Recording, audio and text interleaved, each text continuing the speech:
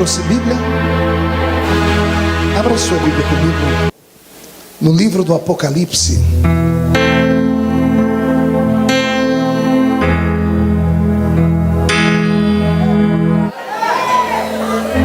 Apocalipse, capítulo de número 5. Deus é fiel. Também quero agradecer a Deus pela vida do Paulinho. Cadê o Paulinho? Está aqui. Paulinho foi a ponte para que eu viesse para cá. Eu costumo dizer que Jesus é o caminho até a minha agenda, e o Paulinho é o pedágio, né? Glória a Deus. O tecladista que vai me acompanhar aí, obrigado. Mais baixinho um pouquinho, tranquilinho, tá? Fique em paz, já vi Deus aí na sua vida. Você pensa. Apocalipse 5, verso 1. E vi na mão direita daquele que estava sentado no trono um livro escrito por dentro e por fora, todo ele selado com 7 selos. Vi também um anjo que proclamava com grande voz: quem é digno de abrir o livro e desatar os seus selos? Ora, nem no céu, nem sobre a terra, nem debaixo da terra, ninguém podia abrir o livro nem olhar para ele. E eu chorava muito, porque ninguém foi encontrado digno de abrir o livro, nem de olhar para ele.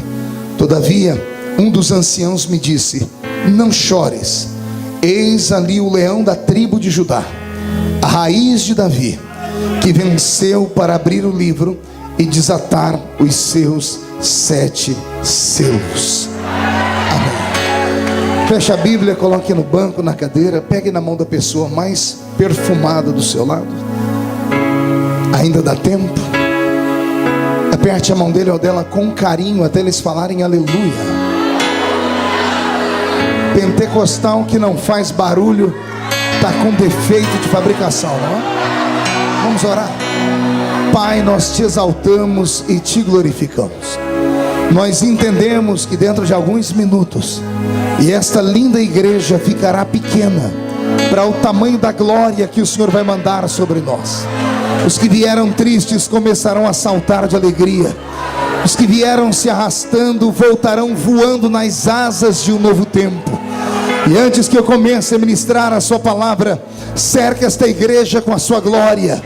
E num raio de 5 quilômetros, onde houver um demônio alojado, eu dou a esses demônios segundos para sumirem daqui. Porque se não sumirem, serão queimados pelo poder da sua glória, que aqui será derramada. Rasgue o céu sobre nós esta manhã. Manda anjos de fogo descerem aqui.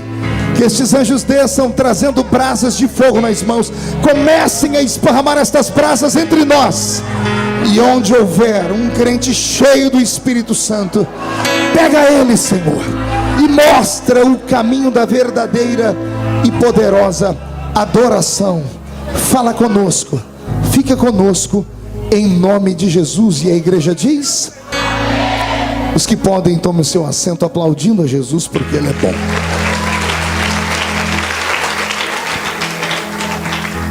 Glória a Deus. A palavra que Jesus plantou no meu coração nesta manhã é uma palavra muito linda. E se você me emprestar a sua mente por alguns minutos, eu creio que a sua alma ficará farta com a palavra do Senhor. Apocalipse não é um livro comum. É um dos livros menos lidos por toda a igreja. Também é um livro que alguns pregadores têm dificuldade de andar por ele. A linguagem do livro do Apocalipse é uma linguagem futurística, é uma linguagem metafísica. Talvez por isso as pessoas tenham dificuldade de compreender as palavras que nele está escrito. Mas aquele leitor da Bíblia, que lê a Bíblia com o coração, vai compreender que o livro do Apocalipse não é um livro apenas das coisas do futuro. Quando Jesus revelou este livro ao apóstolo São João, ele deu a ele um resumo do livro logo no primeiro capítulo. Jesus disse a ele: tudo que você ver, escreve num livro, as coisas que eram, as que são e as que hão de acontecer. O Apocalipse é um resumo do passado de João, do presente em que ele vivia e do futuro dele, que pode sim atingir os nossos dias e até o grande dia da volta do Messias sobre esta terra. O capítulo 5 do Apocalipse é um desses capítulos que pode ser interpretado à luz do passado, do presente do João e também do futuro. No capítulo 5 do Apocalipse, nós temos alguns fatos que nunca mais aconteceram no céu, só aconteceram naquele dia. Nós temos dentro do céu uma figura humana. É claro que é um modo de falar. Não foi a carne de João que foi arrebatado até o céu, foi o seu espírito. Os crentes aqui devem se lembrar da história. João, o grande ancião, pastoreava a cidade de Éfeso quando tinha mais de 90 anos de idade. Foi o último dos discípulos a sobrar vivo nesta terra.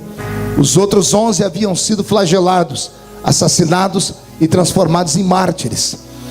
O imperador do seu tempo, descobrindo que João era o último dos apóstolos de Cristo que ainda vivia, quis ele colocar o nome dele nos anais da história. Mandou chamar João e obrigou João a negar o nome do Salvador. E João disse: enquanto fui jovem, ele nunca fez nada de mal por mim, porque agora, no fim da minha vida, eu negaria.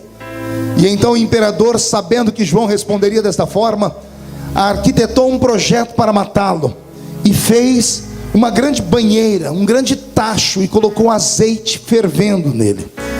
Fez uma grande festa e chamou seus convivas, e chamou também o velho João, e deu a João uma oportunidade de negar a fé no seu Salvador. A história diz que João olhou para o imperador e disse: aquele tacho de azeite fervendo não é meu inimigo, é meu amigo, é a carruagem que me levará mais rápido à presença de Deus.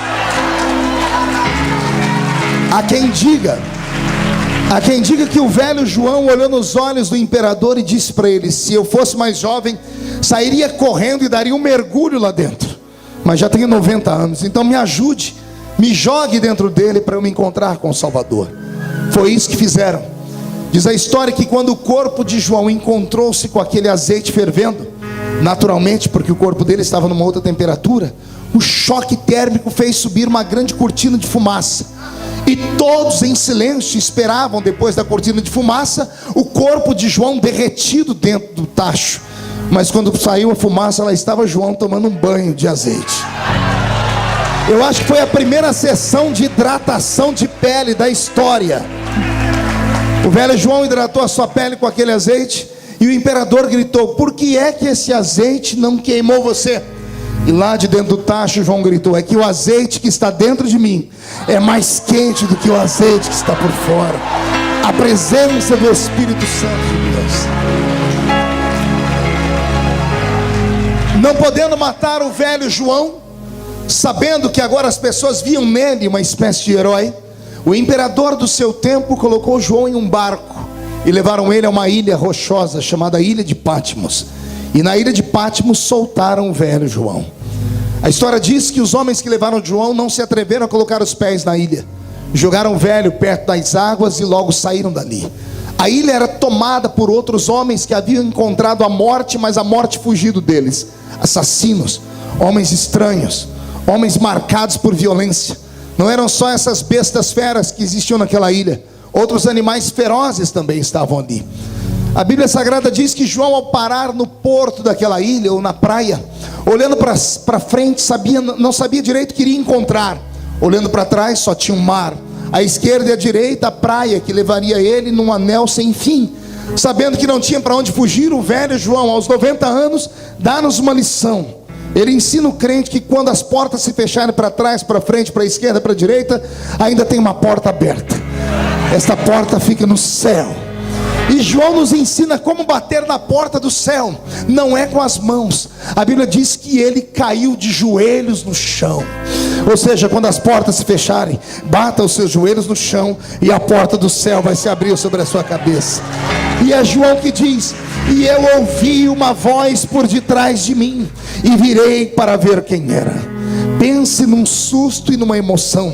João, a última vez que viu Jesus, faziam 60 anos. 60 anos antes desse episódio, João viu Jesus na encosta daquele monte, ressuscitado, num corpo belo, mas de carne e osso, com cabelos castanhos, olhos castanhos e aquelas mãos furadas. João viu ele começar a flutuar em uma nuvem, o ocultou no céu, e 2 anjos desceram do céu perguntando a eles: por que estáis olhando para cima? Da mesma forma como ele foi um dia, ele vai voltar aqui. 60 anos depois, João enxerga ele. Ele faz questão de desenhar. Ele diz: eu virei e vi ele. Só que ele estava diferente. Seus cabelos não eram mais castanhos, eram brancos como a lã branca. Os seus pés reluziam como latão que saíra da fornalha. Um linho fino branco traçava o seu corpo inteiro. Um cinto de ouro traçava o seu peito. Os seus olhos eram como chamas de fogo, e da sua boca uma espada aguda de 2 fios. Disse: João, sobe para cá, João. Oh, glória. Aleluia. Ai, Jesus, eu vou ter dificuldade para pregar aqui. Essa igreja é muito viva.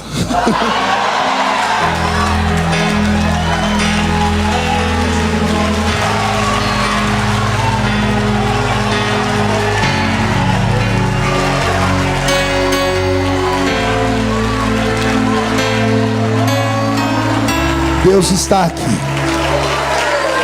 Deus está aqui. Imagine vocês que João, quando foi arrebatado ao céu, depois de visitar as pairagens daquela terra sagrada, ele até arriscou desenhar para nós tudo que ele viu. Eu fico com pena de João. Pergunte por quê. Só fala se todo mundo perguntar. Porque Jesus, em toda a sua vida, no seu ministério aqui na terra, no início da igreja, ele ousou levar para o céu só 2 homens. Um era pastor de igreja e o outro era evangelista. O pastor que foi no céu, Deus mostrou para ele como era o céu. Quando ele voltou, ele estava num culto como esse pregando, quando ele lembrou, e ele começou a falar: eu conheço um homem que, se no corpo não sei, se fora do corpo também não sei, foi arrebatado ao 3º céu e ouviu coisas inefáveis. Quando ele disse isso, a igreja ficou como vocês aqui, com o olho esbugalhado, esfomeados, querendo saber o que era. E ele disse que não é lícito aos homens contar. A igreja ficou frustrada. Jesus percebeu que levando Paulo para o céu não deu certo, porque Paulo era muito inteligente. E todo homem inteligente tem dificuldade em lidar com aquilo que é revelado, porque a revelação sai da área da consciência e da lógica. A revelação trabalha na metafísica e trabalha com o espírito. Só aceita quem é espiritual. As coisas do espírito se discernem espiritualmente. E como Paulo ficou com medo de perder a membresia, porque tinha gente que não era convertida, ele achou por bem não contar. Aí Jesus levou um evangelista para o céu, que foi João. E o evangelista, coitado, essa é a diferença de pastor e evangelista, sabia disso? O pastor pensa para falar, o evangelista fala sem pensar. É por isso que a maioria dos evangelistas começam a pregar, daqui a pouco começa todo mundo proibir ele de pregar, porque ele começa a trocar os pés pelas mãos, vai falando mais do que deve. João era evangelista, e aí coube a João a incumbência de contar como era o céu. E Jesus disse: tudo que você vê é para escrever num livro. E João acabou desenhando um céu para nós, que na verdade não é daquele jeito que ele viu. Por exemplo, ele viu um céu que tem ruas de ouro. Eu não acredito que tenha ruas de ouro no céu. Quer perguntar o porquê?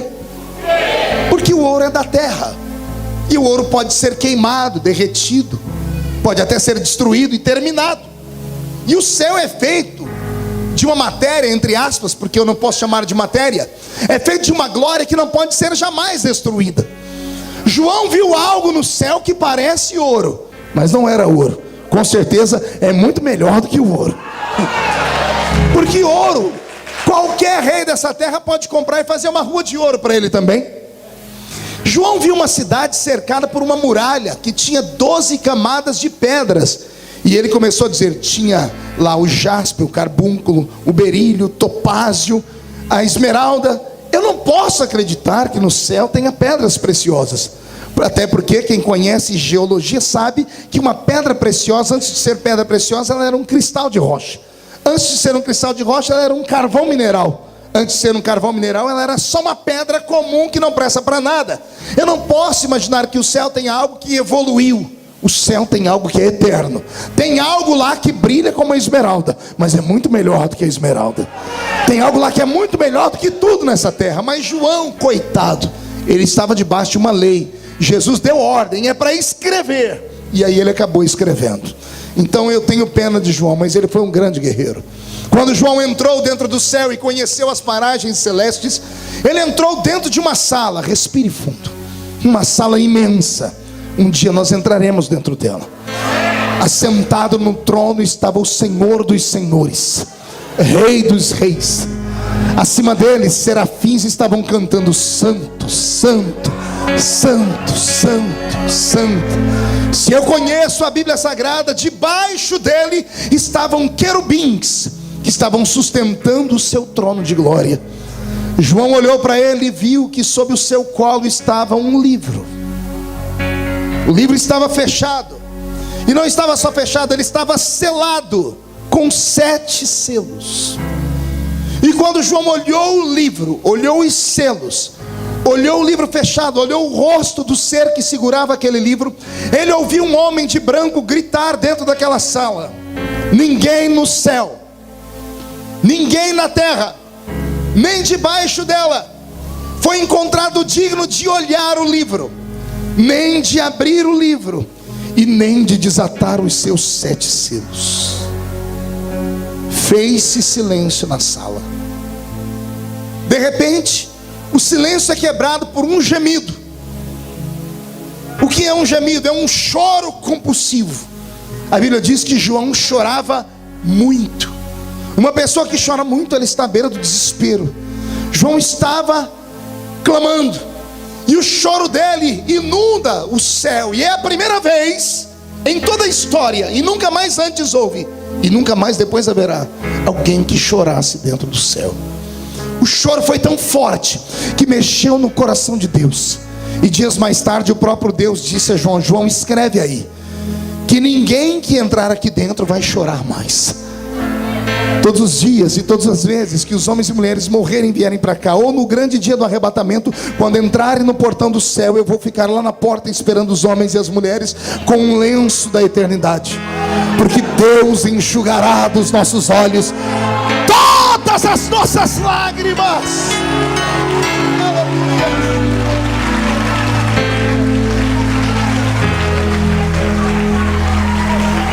Anjos não choram, porque anjos não têm alma. Anjos são espíritos. O próprio Deus nunca havia chorado, porque Deus também não tem alma. Deus é espírito. A alma é um presente que Deus deu só para essa raça que está aqui, ó. É o palco das emoções. É o que faz a gente ficar triste ou feliz, alegre, raivoso, ter paciência, chorar de alegria ou de tristeza. E agora ele leva um homem lá para o céu, e o homem tem crise de choro. E quando João chora, eu questionei a Deus, por que ele chorava? Ora, o livro estava fechado, sim ou não? Selado por dentro e por fora, sim ou não? Sim. E por que João chorava? Se João nunca tinha ido lá antes, quando ele viu o livro fechado, por que é que ele chorava? Pergunte a mim por quê, pastor. Vou te dar uma revelação de como funciona o céu. No céu não precisa conversar.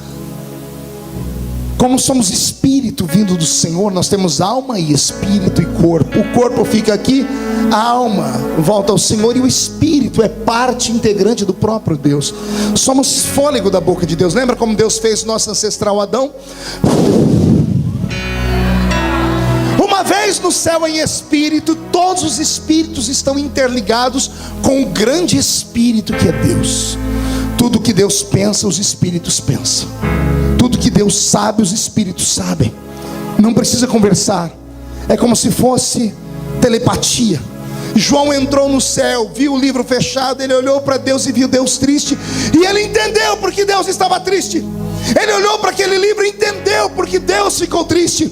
O livro do capítulo 5 do Apocalipse não é apenas o livro das coisas malditas que virão sobre a terra, como terremotos, maremotos, fome, pestes, guerras. Não, o livro do capítulo 5 é o livro mais lindo escrito pela mão do próprio Deus. A tinta usada para escrever o livro do capítulo 5 é uma tinta única. A cor é vermelha. O sangue do Cordeiro Imaculado. O livro do capítulo 5 do Apocalipse tem um nome pomposo em teologia. É o livro da redenção da humanidade. Mas por ser pomposo, talvez seja por isso que as pessoas não compreendem, e poucos deram glória a Deus quando eu falei. Eu vou usar o nome que todos nós conhecemos, o nome mais conhecido popularmente. É o livro da vida. Oh glória, melhorou, não é? Esse era o livro que estava no colo de Deus. Agora respire fundo. Se o que estava na mão de Deus era o livro da vida, por que é que João chorava? Porque quando eu falei livro da vida, você, ao invés de chorar, deu um glória a Deus. Por que é que João chorava ao ver o livro da vida? Simples, porque o livro da vida não é só um livro, ele é um testamento. E um testamento é aquele documento deixado por alguém que era dono de muitas propriedades, ou dono de alguma propriedade, que ao morrer declarou que o nome composto naquele testamento seria o herdeiro de tudo aquilo que aquele que morreu deixou. Ora, olha que coisa linda. Se o livro da vida, ele é um testamento, para que ele tivesse validade, alguém, dono de algo muito precioso, deveria morrer primeiro. Lá dentro já tinha nomes, mas os nomes que lá dentro tinham só poderiam ser lidos caso aquele que fez o atestado morresse. E aí alguém entrou dentro da sala gritando: ninguém na terra, nem embaixo dela e nem em cima dela, foi encontrado digno de abrir o livro. Por quê? Porque ninguém havia morrido. João pensou em todos os sangues dos animais derramados em toda a história, e nenhum desses sangues foi suficiente para poder romper e abrir aquele livro. E quando o homem gritou dentro da sala que ninguém pôde abrir o livro, João entendeu que o livro da vida, sendo um testamento, só faz sentido e tem validade se ele for aberto. Fechado, ele não presta para nada. E João entendeu que se o livro da vida não fosse aberto, não haveria igreja. Se o livro da vida não fosse aberto, nós não estaríamos aqui dando glórias a Jesus. Se o livro da vida não fosse aberto, não haveriam línguas estranhas, não haveria louvores, sua alma não estava sendo sacudida dentro do seu peito. Se o livro da vida não fosse aberto, alguns de nós ainda estaríamos caídos na rua e o cachorro lambendo a nossa boca. Se o livro da vida não fosse aberto, nós estaríamos atrás das grades, seríamos animais irracionais. Se o livro da vida não fosse aberto, o diabo seria o Deus desse mundo. Por isso João chorava muito.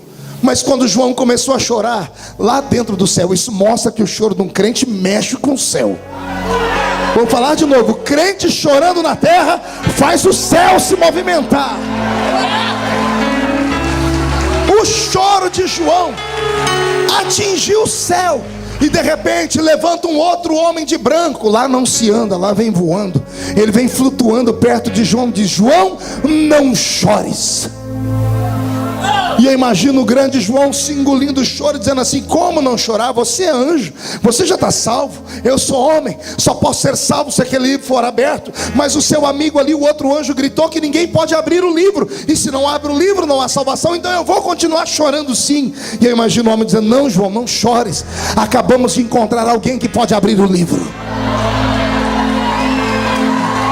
Os olhos de João brilham. Eu imagino João parando de chorar e dizendo: mas quem é ele? Onde ele está? E alguém aponta para um canto da sala e diz assim: olha quem está entrando ali, João. Eis ali o leão da tribo de Judá, a raiz de Davi, que vem no céu para abrir o livro.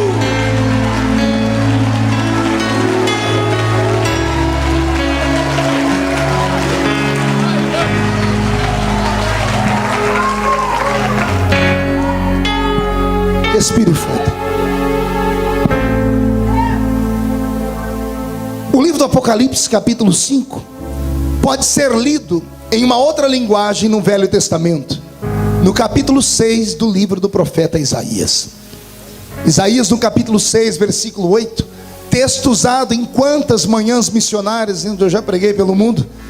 Fui descobrir anos mais tarde que não se tratava apenas de uma chamada missionária humana, mas de uma revelação divina. Lembra que está escrito em Isaías capítulo 6, versículo 8? A quem enviarei? Quem há de ir por nós? E eu respondi: eis-me aqui, envia-me a mim. Quantas vezes eu preguei esse texto imaginando que era Isaías que respondia, até o dia que Deus falou no meu coração e me deu a interpretação. Como o Apocalipse é as coisas, a revelação das coisas que eram, e das coisas que foram, e das coisas que são, das coisas que foram antes de João, que eram no tempo dele e depois dele. Apocalipse capítulo 5, Isaías 6 formam um paralelo. É a mesma história contada de outra forma. Em Apocalipse 5 tem um livro fechado e alguém gritando: ninguém pode abrir o livro nem olhar para ele. Em Isaías capítulo 6 está Deus sentado no trono, olhando para a terra e dizendo assim: e agora? A quem enviarei? Quem há de ir por nós? Por que isso? Porque desde o livro do Gênesis até o livro do Malaquias, o Velho Testamento inteiro, o próprio Deus desceu a esse mundo tentando conquistar o coração do homem, mas o homem expulsou Deus desse mundo. Você sabe que a diferença entre o Velho Testamento e o Novo, na nossa Bíblia Sagrada, ele é mostrado por páginas que separam o Velho do Novo Testamento. Quando em teologia são 400 anos em que Deus fica sem falar com o homem. Por 4 séculos Deus não derramou mais a sua graça sobre a terra, não mandou anjos, não houve a manifestação de Deus através de nuvens, Deus não fez mais sinais nem prodígios, Deus não levantou mais profetas. Por isso existe Velho e Novo Testamento. A diferença entre o Velho e o Novo Testamento estão em 400 anos em que Deus virou as costas para o homem. E por que é que Deus virou as costas para o homem? Porque Deus fez de tudo para o homem, e o homem provou que não era digno dele. Deus voltou para o céu, sentou no trono, olhou para a terra e ficou com pena dela e disse: ó terra, se eu fui aí e você não me aceitou, e agora? A quem enviarei? Quem há de ir por nós? Não havia mais salvação para a raça humana. Por isso, num período de 400 anos, Deus abandonou a terra. Mas de repente, lá no céu, quando já não havia mais esperança, quando Deus gritou: e agora quem enviarei? Quem há de ir por nós? À direita de Deus levanta alguém, toca no ombro do pai e diz: pai, eis-me aqui.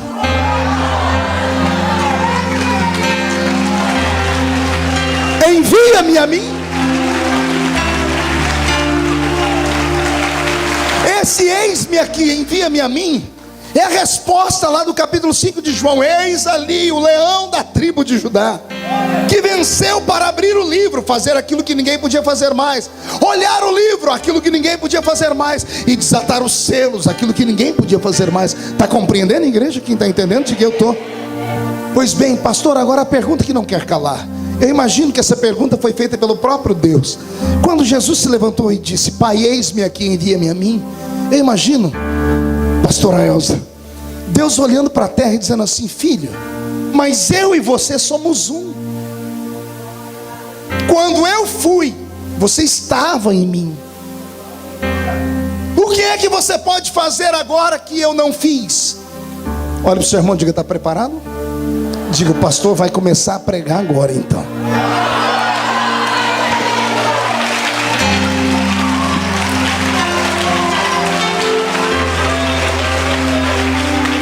Eu desenhei para você o cenário, para você entender onde eu ia chegar. Agora eu vou começar a pregar.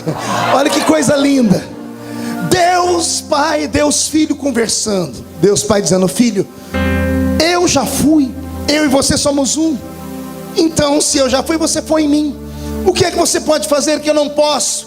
Eu imagino o filho olhando o pai, dizendo assim: pai, quando o Senhor foi sobre a terra, do Gênesis até Malaquias, desde que o Senhor apareceu a Adão no Éden, até quando o Senhor falou com o último dos profetas, todas as vezes que o Senhor foi à terra, o Senhor foi da melhor forma que o Senhor tinha. O Senhor foi em forma de glória. O Senhor ia em cima da nuvem. Todas as vezes que o Senhor falava, um monte sacudia. Quando o Senhor operava, a terra se abria, as coisas aconteciam, ou aparecia coisas do nada, ou o Senhor destruía tudo. O Senhor fez tudo isso para se mostrar ao homem, para que o homem te amasse. O Senhor queria que o homem te temesse, mas o homem não teve temor, o homem teve medo. Diga comigo: temor. Diga: medo. Sabia que não é a mesma coisa? Temor é uma coisa, medo é outra. Temor é respeito. Imagina um filho de 40 anos de idade, halterofilista, e o velho pai de 70. O velho pai dá um tapa na face do filho e o filho se cala. O filho se cala e não reage porque ele tem medo? Ele tem respeito, temor. Deus queria que o homem tivesse respeito, temor, mas o homem começou a ficar com medo. Quão terrível é esse Deus! Um Deus que faz cair fogo do céu, um Deus que manda abrir o mar. Os homens tinham medo e serviam a Deus por medo, e Deus não quer que ninguém sirva a Ele por medo. Aliás, isso vale para nós no tempo presente. Se tem alguém aqui nessa igreja, nesta manhã, que serve a Deus porque tem medo de ir para o inferno, com todo respeito, você vai para o inferno aqui dentro mesmo. Deus não quer que você sirva a Ele por medo. Deus não quer que você dizime por medo. Deus não quer que você adore Ele por medo. Deus não quer que você venha à igreja e seja obreiro por medo de perder o seu cargo. Não, Deus quer que você esteja aqui por amor a Ele, por respeito a Ele, porque quem respeita faz de coração aberto.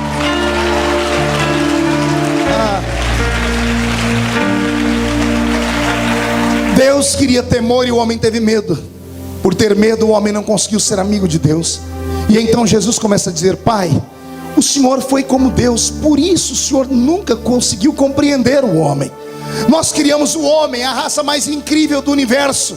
O homem chega a ser mais complexo do que os anjos, mais complexo do que os animais da terra. Aliás, não conte para ninguém, o homem é uma mistura do céu com a terra.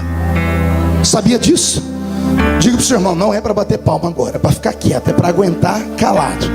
Olhe para mim, o homem é uma mistura do céu com a terra. Primeiro Deus fez os anjos foram só uma espécie de rascunho.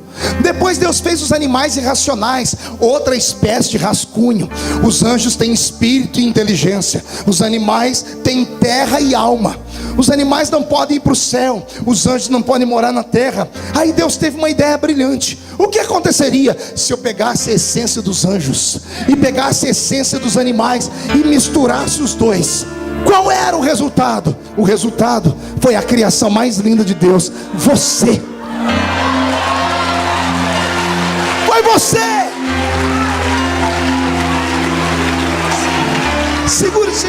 Segura.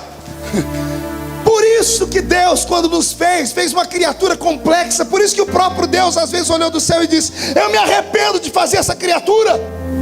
Porque o homem, ele é uma espécie de Deus pequenininho, é um mini Deus. Olha o que o homem faz, olha as maravilhas que o homem é capaz de produzir. Você já andou de avião, já voou de avião, já parou pelo menos para olhar como é que o equipamento daquele que pesa centenas de toneladas consegue ficar no céu? Como é que esse aparelhinho que está aí no seu bolso, está aqui uma irmã me filmando, como é que dentro dele cabe câmera, cabe gravador, cabe filmadora, cabe tudo, e ainda você consegue falar com a voz de uma pessoa sem ter um fio que prenda ele? O ser humano cria coisas incríveis. O ser humano, ele é tremendo. Por quê? Porque Deus colocou dentro do homem o céu e a terra. Os anjos podem ser dominados porque são só céu. Os animais podem ser controlados porque são só terra. Mas como é que se controla o céu e a terra misturado? Não tem jeito. O homem tem um coração indomável. E aí Jesus começou a falar com o pai. Imaginou eu: Pai, nós nunca vamos compreender o homem. Por quê, filho? Está pronto aí? Olha para o seu irmão e diga: vamos receber um batismo de quebrantamento. Por quê, filho? Pai, olha aquela mulher lá na África. E eu imagino a terra girando e Deus vendo uma mulher. E Jesus dizendo: papai, por que aquela mulher chora? E o pai dizendo: ora, filho, você não está vendo que ela enterrou o filho dela? Sim, meu pai, eu vi. Pai, que dor é essa de sepultar um filho? Por que me pergunta, filho? Porque nós criamos a dor, mas nós nunca sentimos ela. Nós nunca tivemos alma. Nós temos espírito eterno. Pai, por que aquele homem chora lá na Oceania? Ele chora porque ele foi traído pela mulher que ele amava. Pai, que dor é essa chamada traição? Que nós criamos, mas nós nunca sentimos. Por que aquela criança, pai, chora desenfreadamente? Filho, olhe para ela, pele e ossos, não tem comida, chora de fome. Pai, que dor é essa chamada fome? Que nós criamos. mas nós nunca sentimos. Por que chora aquele menino, pai? Sede, filho. O corpo dele precisa de água para sobreviver. Que dor é essa, pai? Nós nunca precisamos de água. Nós criamos para o homem algumas leis que nós nunca sentimos elas. Nós fizemos o homem um rato de laboratório e demos a ele algumas cruzes que nós nunca experimentamos. Por isso nós não sabemos por que é que eles reagem daquela forma. Aquela mulher está te amaldiçoando, pai. Sim, por que ela te amaldiçoa, pai? Porque eu toquei na pele dela, ela está com doença. Pai, nós nunca ficamos doentes. Talvez se sentimos o que eles sentem, também vamos nos amaldiçoar. E onde você quer chegar, meu filho? Só tem um jeito de entender essa raça. E qual é ela? É o Senhor permitir que o maior de todos os milagres aconteça. E qual é o maior milagre, filho? É eu, mesmo sendo Deus, não ter por usurpação ser igual a Deus, antes aniquilar a minha forma divina e descer entre os homens e ser carne igual eles são. Só tem um jeito de eu entender o homem, pai. E qual é, filho? É eu sentir o que eles sentem, é eu experimentar o que eles experimentam, é eu sofrer o que eles sofrem. E aí eu vou poder chegar aqui e explicar para o Senhor o que é. E aí nós vamos entender a raça humana. Foi assim que Jesus conquistou o coração do Pai. E isso aconteceu há 2000 anos atrás. Tinha uma menina desposada por um homem mais velho. Ela estava dentro da casinha dela, uma casa muito pobre na terra de Nazaré. Ela estava no seu quarto arrumando o seu pequeno enxoval, quando de repente por trás dela aparece um ser. Ele é tão brilhante que a luz dele joga a sombra dela sobre a parede. Quando ela olha para trás, antes dela ter um infarto no miocárdio, aquele ser cordialmente se apresenta e diz: bendita sejas tu entre as mulheres. E ela responde a ele assim: tu não és judeu, porque judeu não tem essa saudação, bendita sejas tu. Judeu diz Shalom Adonai. E ele diz: disseste bem, não sou judeu, na verdade não sou nem da terra, e o meu nome é Gabriel. Eu assisto diante de Deus Pai, e fui enviado aqui porque Deus tem um plano neste planeta Terra, e Ele me enviou aqui para dizer que tu darás à luz a um filho. E ela apavorada diz a ele: mas eu sou virgem, nunca experimentei homem algum, e o meu marido é muito velho. E ele diz para ela: fique tranquila que Deus Pai já encontrou uma forma. Nesta noite tu serás cheia do Espírito Santo. O ente querido que vai ser gerado em ti, ele vai salvar a raça humana de todos os seus pecados.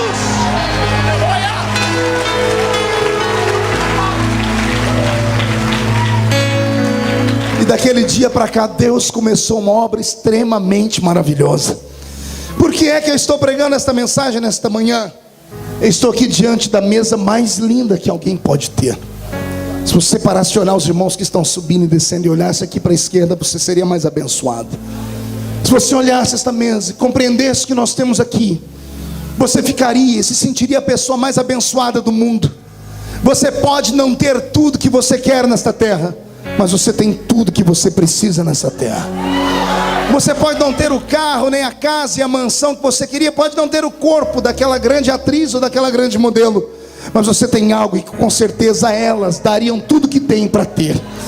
Você tem um nome escrito no livro da vida. E o seu nome foi escrito no livro da vida porque um dia Deus olhou para a terra e percebeu que você não poderia fazer nada para ser salvo. Anote o que eu vou dizer agora. Não existe nada que o homem ou a mulher possa fazer para ser salvos, a não ser crer em Jesus Cristo Salvador.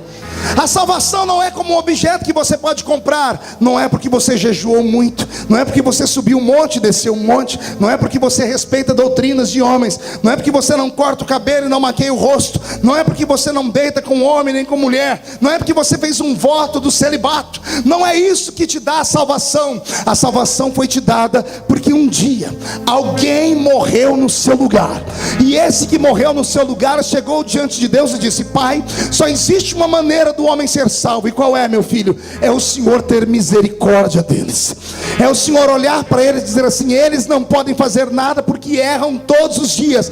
A Bíblia Sagrada narra a história de 740 classes de pecado. Senhoras e senhores, é impossível viver nesse mundo sem pecar. A Bíblia Sagrada fala de pecados da carne, pecados do espírito, fala de pecados contra o céu, contra a terra. A Bíblia Sagrada fala de pecados contra o Pai, contra o Filho, contra o Espírito Santo, pecados contra os seus pais da terra, pecado contra o próximo, pecado contra a natureza. É impossível nascer homem nesta terra e não pecar. E a minha Bíblia diz que o salário do pecado é a Bíblia diz que a alma que pecar essa. A Bíblia diz: todos pecaram e destituídos estão da. Ora, se a Bíblia Sagrada é verdadeira, por que é que do seu lado não tem um defunto agora? Não entendeu, né? Vou falar de novo. Olha do seu lado. Essa pessoa peca. Qual é o salário dela? Por que é que ela está viva?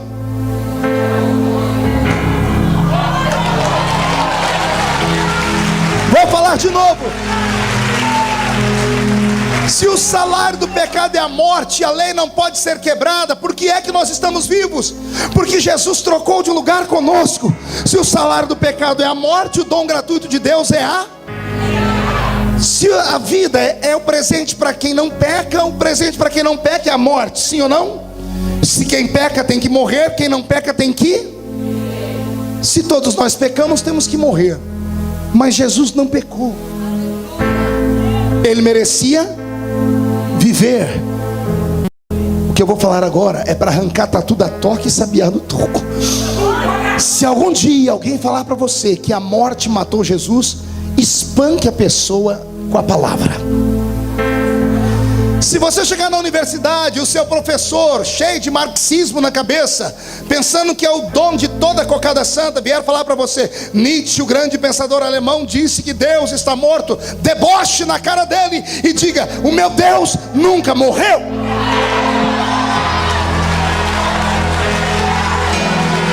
Deus que morre não é Deus.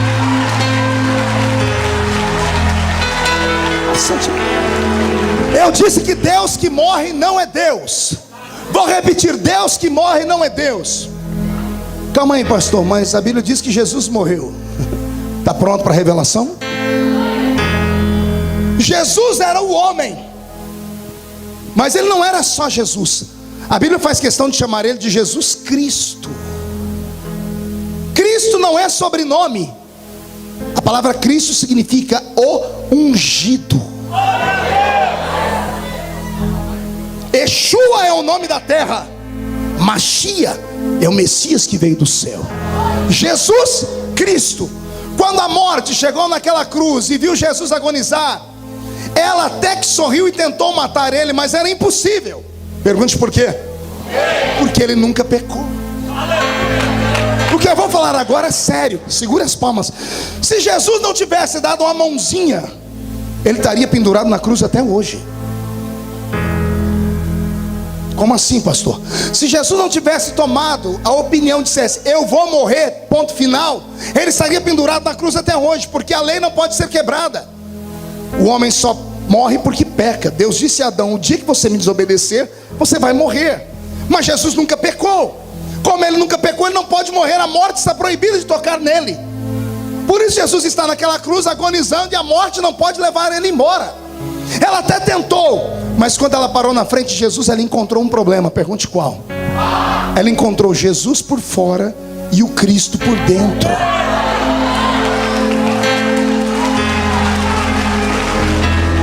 Quer ver? Eu te mostro na Bíblia. A Bíblia diz que Jesus atravessou o mar, chegou do outro lado na terra de Gadara, foi num cemitério. O ministério dele estava começando, ninguém em Gadara conhecia ele ainda. Não tinha telegrama, televisão, telex, mensagem de SMS, não tinha nada naquela época. Ninguém sabia quem era ele. E ao invés de ir para a cidade, ele entrou no cemitério. Mas quando ele entrou no cemitério, um homem que estava lá dentro, possesso por uma legião de demônios, 6.000 demônios vieram rosnando e gritando, caíram de joelho ao pé dele e gritaram assim: que temos nós contigo, ó Cristo? Não entendeu? Eu vou desenhar, calma aí. Os demônios vieram correndo, os demônios olharam, e o homem que estava por fora, Jesus, eles não conheciam não. Até então Jesus era desconhecido. Aquele cabelo castanho, aquele corpo de 1,75 m, 1,80 m, aquela barba, eles não conheciam. Por isso partiram para cima dele. Mas quando olharam bem de perto, não viram o Jesus, olharam dentro. E quando olharam dentro, viram o Cristo, o Deus eterno.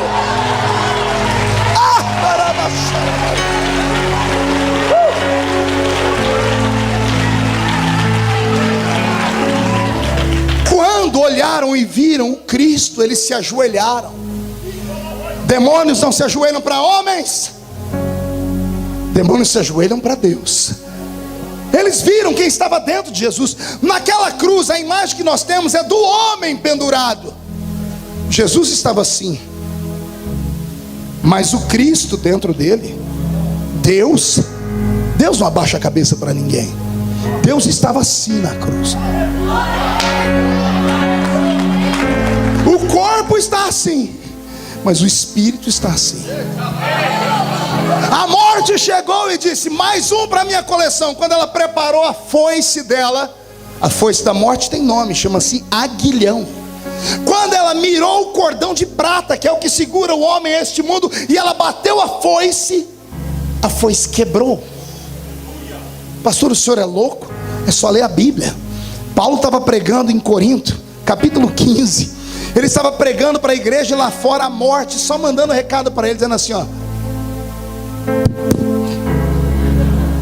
depois eu te pego, você vai morrer, baixinho. E ele aspirava ares de morte, porque era ameaçado em todo lugar que ia. O baixinho, quando foi sentir medo, ele olhou direito e enxergou a morte.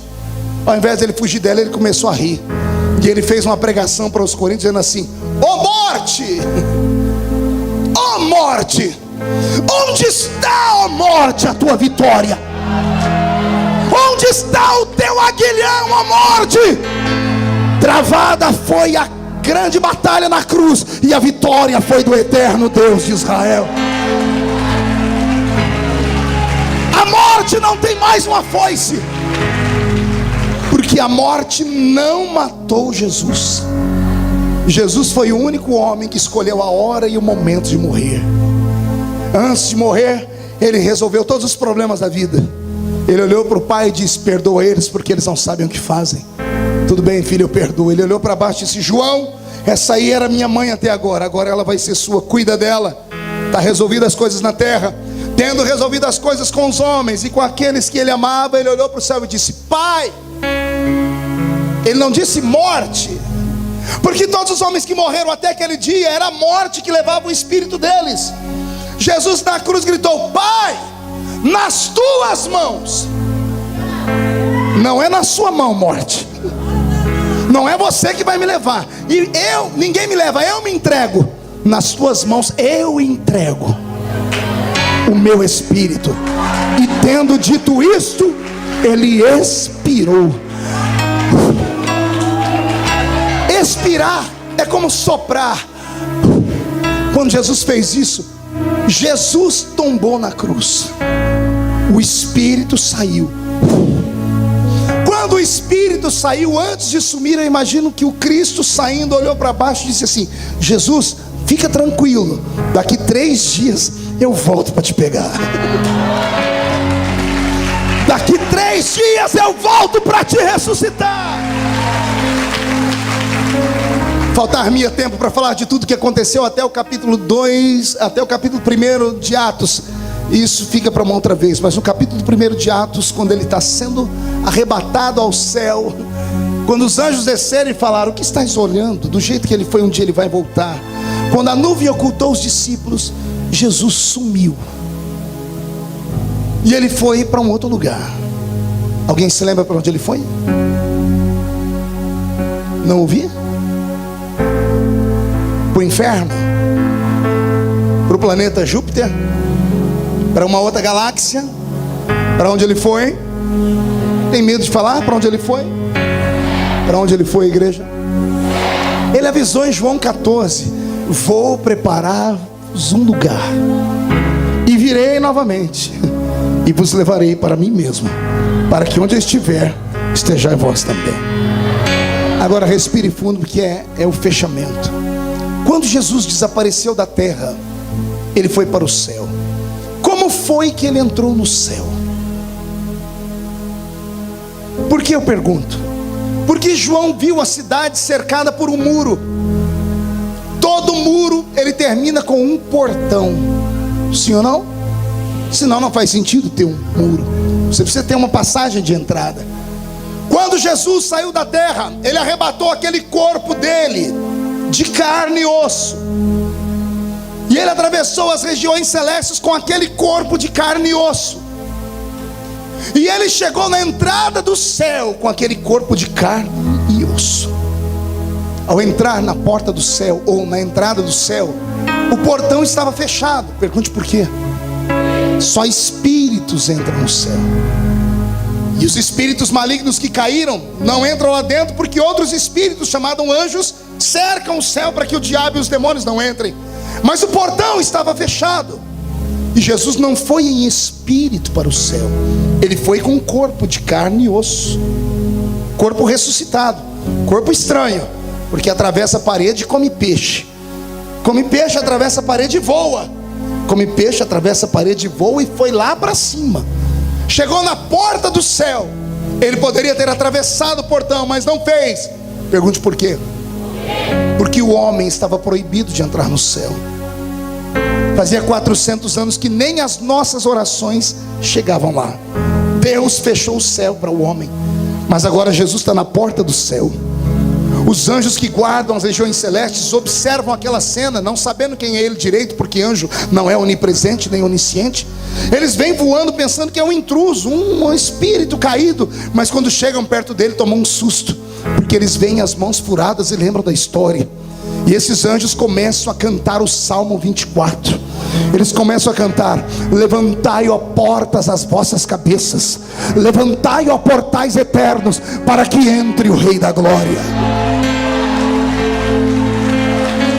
Os anjos que estão lá dentro do céu vêm voando, vêm correndo com a chave do portão na mão, vão colocando a chave no portão, olhando pelas gretinhas do portão, vendo aquele ser que ali está e perguntando: mas quem é este Rei da Glória? Os anjos que estão lá atrás levantam as asas, começam a voar e gritar: o Senhor dos Exércitos, poderoso na batalha, Ele é o Rei da Glória.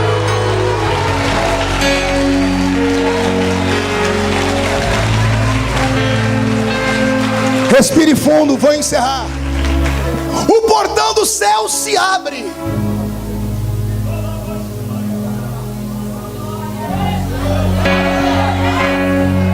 Pela primeira vez em 400 anos, não é a oração de um homem que entra no céu, é uma oração encarnada. Jesus entra com aquele corpo de carne e osso no céu. Quando ele pisa naquelas ruas que João viu, o céu faz festa. E Jesus deve ter dado um sorriso, dizendo: Pai, a minha vida prova que é possível viver na terra em carne e osso, cheio de defeitos e fraquezas, e um dia vir morar no céu. Segure as palmas. Jesus começa a voar naquele lugar lindo. Passou por uma casa que vai ser sua. Atravessou uma ponte que passa por cima de um rio chamado Rio da Vida. À esquerda ou à direita, uma grande praça. No centro da praça, uma árvore gigantesca que um dia esteve na terra, a árvore da vida. Ela dá 12 frutos por ano, um fruto por mês. Suas folhas são saúde para todas as nações. Ao atravessar isso, Jesus voa até o palácio onde Deus está. Ele atravessa o átrio, onde estão os anjos cantarolando. Atravessa o lugar santo, onde estão os querubins preparando com as suas espadas para o grande dia do arrebatamento. Atravessa o santo dos santos, e lá está o trono onde Deus está. Deus Pai está de pé para receber o Filho. Dá em Cristo Jesus um abraço e um beijo. Aponta o trono para Jesus sentar e diz: o trono é seu, porque todo poder te é dado no céu e na terra. Jesus, podendo sentar, não senta. Ele olha nos olhos do nosso Pai e diz: Pai, eu só me assento se o Senhor mandar para a terra agora alguém igual a mim mesmo. Assim como o Senhor foi na terra, assim como eu fui na terra, é a vez do Espírito Santo ir à terra. E por 10 dias Jesus ficou intercedendo. O Pai não queria mandar o Espírito Santo para a terra. Por 10 dias quem sustentou a terra foi a primeira vez. Anote aí os que gostam de ensino teológico, anota aí, Paulinho. É a primeira vez na história, desde que o mundo foi criado, que a terra fica sem a presença da Trindade por 10 dias. E ela é sustentada pela oração de quase 120 crentes. Quando Jesus foi, o Pai estava lá e o Espírito também. Os 3 ficaram lá e a terra ficou sozinha.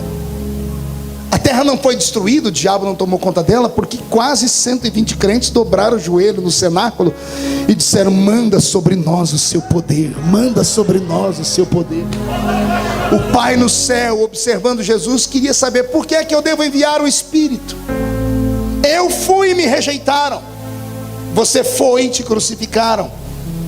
Quem pode garantir que não vão fazer ele sofrer?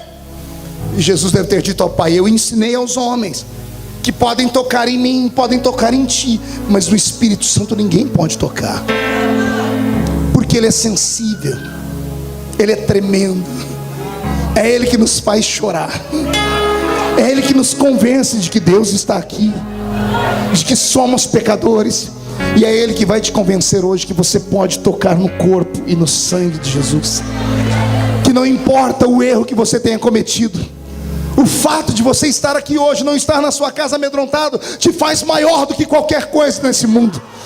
Que você não é no céu aguardado como uma espécie de super-homem ou mulher maravilha, mas que Deus quer que você o ame acima de todas as coisas.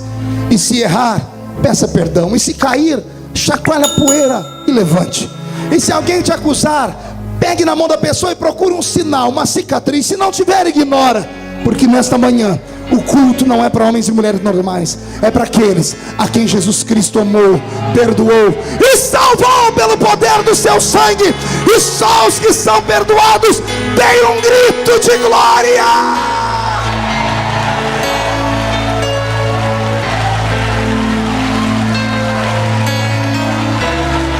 Todos de pé, pegue na mão de quem está do seu lado, feche seus olhos. Eu vou fazer uma oração e já vou devolver o microfone à pastora. Comece a orar, comece a orar.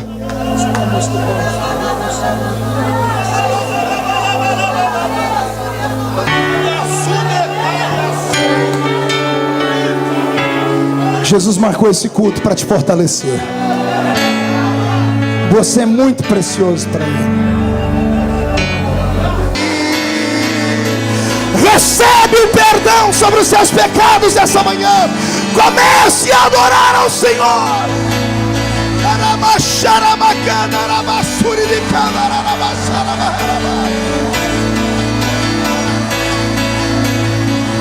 Para terminar, levante a mão direita para o céu comigo. Diga comigo: todos os demônios que lutaram contra a minha vida, que me acusaram, que armaram ciladas, que nesses últimos 30 dias me atormentaram, eu ordeno, venha para a palma da minha mão agora. Feche a sua mão, segure eles. Eu conto até 3, você joga no chão e pisa em cima. No 3 a gente canta o coro. 1, você nunca mais será o mesmo. 1,5, sua família sentirá orgulho de você de novo. 2, esta será a melhor Santa Ceia que você já participou. 2,5, 2015 será o melhor ano da sua vida. 3, jogue no chão, pise em cima.